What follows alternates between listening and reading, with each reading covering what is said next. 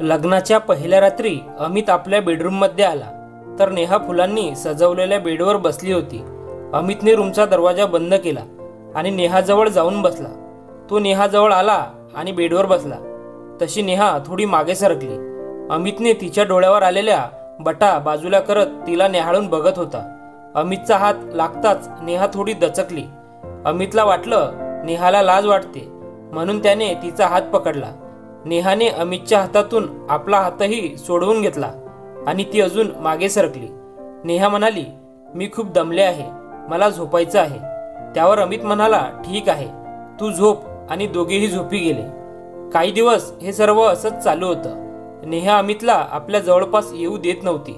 अमितला या गोष्टीचे आश्चर्य वाटत होते की नेहा त्याला आपल्या जवळ का येऊ देत नाही। ती खुश नाही आहे का? माझ्यासोबत असे खूप विचार अमितच्या मनात येत होते। एक दिवस अमितने नेहाचा पाठलाग केला आणि त्याने जे बघितले ते पाहून त्याच्या पायाखालची जमीनच सरकली, कारण नेहा एका मुलासोबत। अमित आणि नेहाचं अरेंज मॅरेज होतं।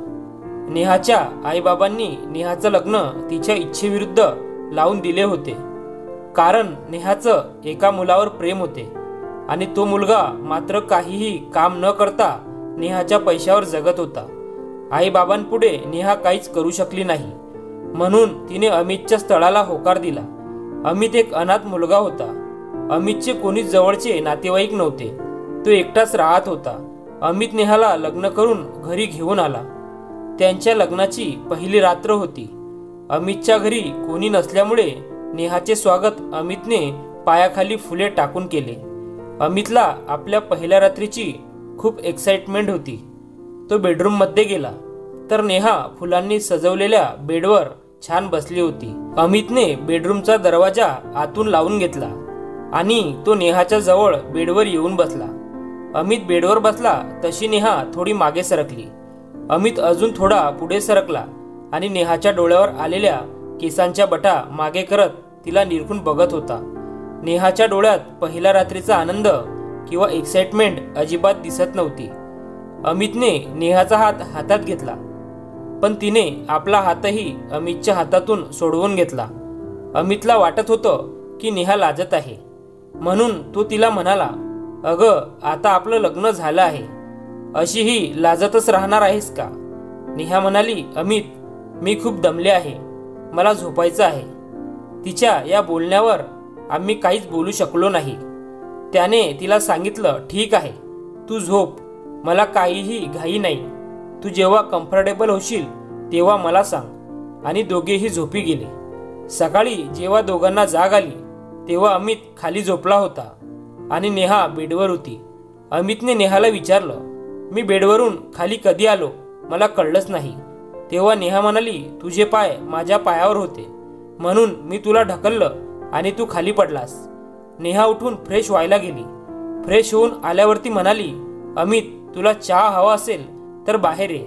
अमितला सकाळीच नेहाच्या हातची चहा प्यायला मिळणार होता, म्हणून तो खूप खुश होता। तो फ्रेश होऊन बाहेर आला तर नेहाने चहा बनवला नव्हता। ती त्याला म्हणाली, मला चहामध्ये साखर कमी लागते, तुला जशी हवी तशी तू बनव, पण माझ्या मात्र चहात साखर कमी टाक। मला वाटलं चहा तू बनवला असशील म्हणून मला बाहेर बोलावलं। मला चहा बनवायला येत नाही, तुलाच बनवावा लागेल, नेहा म्हणाली। ठीक आहे, मी बनवतो, आज माझ्या हातचा चहा पी, असे म्हणून अमित किचनमध्ये गेला आणि चहा बनवू लागला। चहा बनवत असताना अमित नेहाचाच विचार करत होता। नेहाचा चेहरा त्याच्या डोळ्यासमोरून जातच नव्हता। अमित नेहाच्या विचारात एवढा गुंतला होता की चहा उतू गेला आहे हे त्याला समजलंच नाही। नेहा बाहेर आली आणि तिने बघितलं तर ओट्यावर सर्व चहा पडला होता। ती थोडी रागातच म्हणाली, केलास ना ओटा खराब, आता तो तूच साफ करायचा आहे। ठीक आहे ग, मी करेन साफ, तू आरामात बस, मी आलो चहा घेऊन। दोघेही चहा प्यायला हॉलमध्ये बसले होते। तेवढ्यात अमितचा फोन वाजला। अमितच्या ऑफिसमधून फोन होता, त्याला अर्जंट ऑफिसमध्ये बोलावलं होतं। तो लगेच उठला आणि रेडी होऊन ऑफिसमध्ये निघून गेला। अमित ऑफिसमध्ये गेल्यावर नेहाने तिच्या बॉयफ्रेंडला कॉल केला। अमितला या गोष्टीची कल्पनाही नव्हती। नेहा रोज तिच्या बॉयफ्रेंडशी फोनवर बोलत असे। अमित रात्री घरी आला आणि स्वतःचं जेवण स्वतः वाढून घेतलं. पहिला घास तोंडात घातल्यावरच त्याला समजले की जेवण बाहेरून ऑर्डर केले आहे. त्याने नेहाला विचारले, जेवण तू बनवलं नाहीस का? तेव्हा नेहा म्हणाली, मला जेवण बनवता येत नाही. अगं, मग रोज असं जेवण ऑर्डर करणार का बाहेरून? शिकून घे ना, जेवण तुला जमेल. जेवण झाल्यावर अमित बेडरूममध्ये गेला तर अमितचा बिछाना खाली घातला होता. ते बघून त्याला वाटलं की नेहा अजूनही कम्फर्टेबल नाही आहे, म्हणून त्याने काहीही न विचारता तो गपचूप झोपून गेला. थोडे दिवस असंच चालू होतं. एक दिवस अमितचं ऑफिसमध्ये प्रमोशन झालं, म्हणून तो येताना नेहासाठी गिफ्ट घेऊन आला होता. घरी आला तसं नेहाने दरवाजा उघडला आणि ती आत जाऊ लागली. तेवढ्यात अमितने तिला मागून जाऊन मिठी मारली. तिला या गोष्टीचा खूप राग आला. ती म्हणाली, मी तुला सांगितलं आहे ना, मला विचारल्याशिवाय मला हात लावायचा नाही. नाही म्हणजे नाही, तुला समजत नाही का? एकदा सांगितलेलं, नेहा म्हणाली. अमितला या गोष्टीचा थोडा राग आला होता, पण त्याने तो नेहासमोर दाखवला नाही.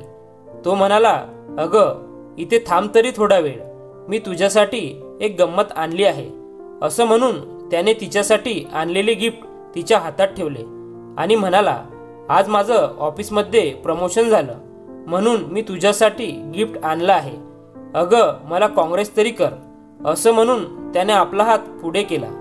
नेहाने त्याला कॉंग्रॅच्युलेशन केलं आणि ती आत निघून गेली. आज तरी मला जेवण घरचं मिळणार आहे की नाही, की आज पण बाहेरून ऑर्डर केलं आहेस? नेहा म्हणाली, जेवण बनवलं आहे, जेवून घे.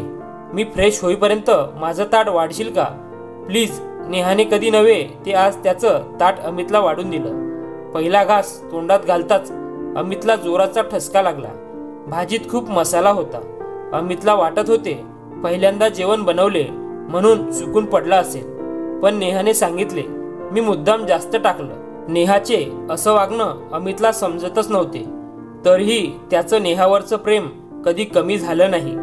तो प्रत्येक गोष्टीत तिला समजून घेत होता.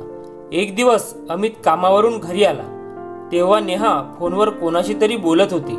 खरं तर अमितला तेव्हाच संशय आला होता, पण त्याला नेहाला विचारणे चुकीचे वाटले.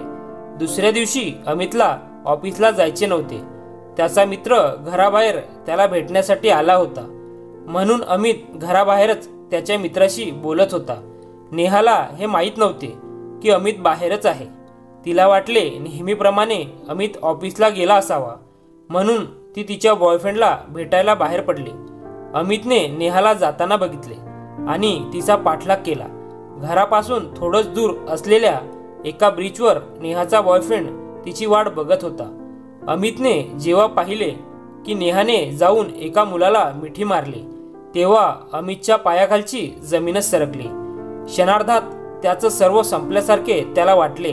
अमितला हळूहळू आता सर्व समजायला लागले होते की नेहा त्याच्याशी असं का वागत होती, का त्याला आपल्याजवळ येऊ देत नव्हती. अमित लांबूनच एका झाडाआड थांबून सर्व पाहत होता. नेहाने तिच्या बॉयफ्रेंडच्या कानाखाली मारले. हे पाहून अमितला आश्चर्य वाटले. पुढे त्यांच्यात खूप मोठे भांडणे झाली आणि नेहाचा बॉयफ्रेंड तिच्यावर हात उचलणार एवढ्यात अमित जाऊन नेहासमोर उभा राहिला. नेहा अमितला समोर बघून दचकली. तिला समजत नव्हते काय बोलावे. नेहा आणि तिच्या बॉयफ्रेंडमध्ये पैशावरून वाद चालू होता. नेहाने अमितचे पैसे चोरून तिच्या बॉयफ्रेंडला दिले होते, कारण पैसे जमा करून ते दोघे कुठेतरी लांब निघून जाणार होते. पण नेहाला हे माहीतच नव्हते की तिचा बॉयफ्रेंड तिला फसवत होता. त्याने नेहाचे सर्व पैसे खर्च केले होते आणि तिला अजून पैसे आणायला सांगत होता. तेव्हा नेहाचे डोळे उघडले आणि तिला समजले की आपण चुकीच्या माणसावर प्रेम करत होतो.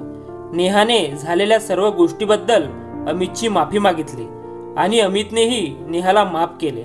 धन्यवाद.